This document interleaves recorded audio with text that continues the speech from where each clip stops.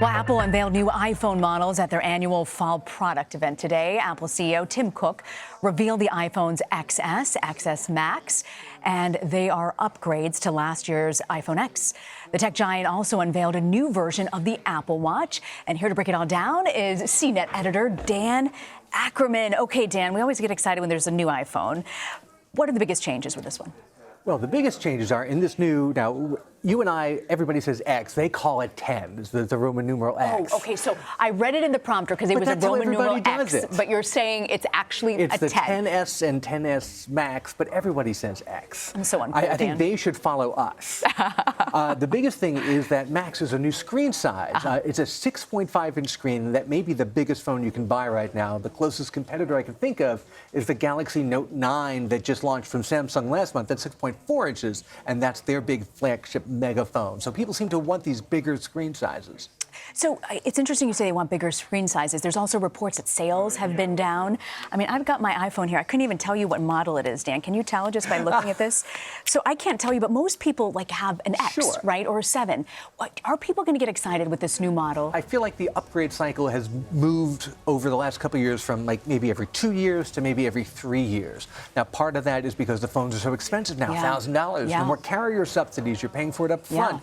But also, we've hit kind of a plateau in phone design where everything really looks the same and nobody really has a unique feature that everybody else doesn't have. I mean, these phones really all do look the same these days, so it's hard to get people excited. It's become a mature category. Everyone has a smartphone now, so there's not this big audience of untapped people with old, flip phones sitting around.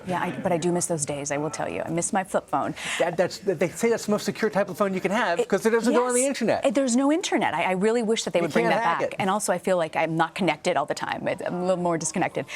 I do want to ask you, though, about the Apple Watch. You were telling me off air that this was really interesting. I think this new Series 4 Apple Watch is actually more interesting than the new phones in a lot of ways. The phones are incremental upgrades. This Apple Watch has a bunch of new stuff. It's got a bigger screen, a new type of screen, slightly bigger sizes, but in the little crown on the side, it can do an electrocardiogram. It can sense the electrical activity in your heart and print that out, put it on the app for you, and then you can share that information with your doctor. If you know how to interpret it, you can read it yourself. Just for working out, even. Yeah, just for working out or just keeping track of your own heart health. It's the first consumer product. It's a non-professional medical product that lets you do that. And they also have, the motion sensor inside that can tell. It knows what people's arms do when they fall. If you fall backwards or slip forwards, it knows all those motions. And if it sees that you fell down and that you don't move for like a minute after, it'll automatically call your emergency contact if you have it set up to do that. So it's a high-tech I've fallen and I can't get up.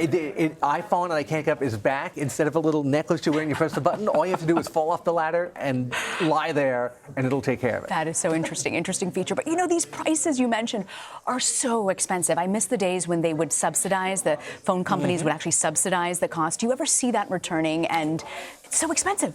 No, they've replaced the subsidy with basically you buy the phone outright, but you pay it off over 24 months with the phone company. It works out to be about the same. It's actually more transparent because you realize you really are buying a $1,000 phone, not a $200 phone with just a really high phone bill. So more transparent, yes, but there's never any formulation where you're going to end up giving these phone companies less money. That's not how it works. So the breaks for us, not really coming anytime soon. So don't expect the breaks. Don't expect the price break, and they broke the $1,000 barrier last year. They're going to keep going, I'm sure. They have not announced it yet at the point that we're watching it right now, but they might have a cheaper phone this year, but it'll strip out some of the cool features and the cool screen. Should we wait for Black Friday in November? When is a good time to get that phone? Some of the phones, the carriers discount immediately, as in they'll give you buy one, get one free, or buy one, get one half one off. They did that for a lot of phones, including the iPhone 8 last year, but not for the 10. So usually the super premium, the phone everybody wants, they don't do that for, especially because iPhones are always supply limited, at least through Christmas. You end up, waiting weeks and weeks to get one if you don't pre-order one right away. There's big lines outside of stores. Yeah, I don't do lines. No.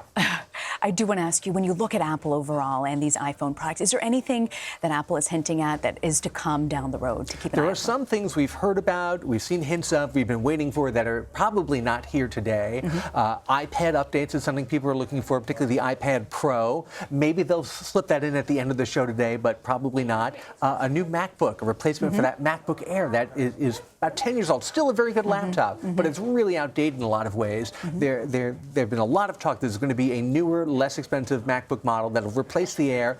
We'll probably see that if we're lucky in October. In October, right. Just in time for holiday shopping. We're looking forward to it. Dan Ackerman, grateful you could join us. Thanks. Thank you so much.